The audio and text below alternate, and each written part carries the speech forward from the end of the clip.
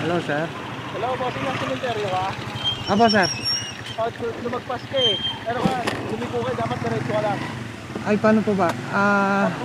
Bumalik ka, tapos kumanan ka. Yung bahay ng mayor yan nung ano, sir, ganda ng bahay na. Oo, salamat, sir. Yeah, thank you. Punta na tayo sa next trapot. Banawe. Alright guys, na-update ko kayo guys.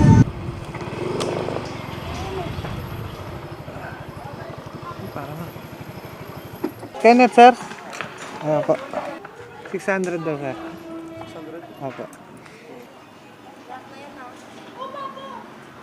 Okay, sir. Thank you po.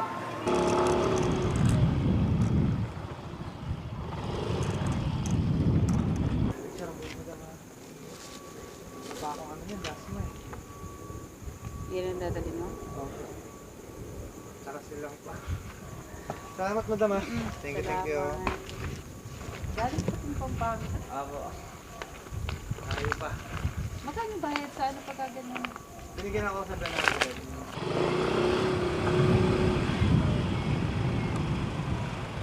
Pangalan po? Castillo? Ay, opo. Kararating mo pa lang yata, madam. Yung hampo, no? Yun na lang. Alright. Thank you so much po. Thank you po. Lapit na lang silang dito na, madam. Okay po, salamat. Thank you po. Hello, madam. Madam, Yes po. andito na po ako sa may 46. Ano pong kulay na sa inyo? Hindi ko po ano? makita eh. Sa main road ka kuya, may brown na car. Main road, pagka sa Escanita. May road. Oo, tapos may brown na car sa tapat.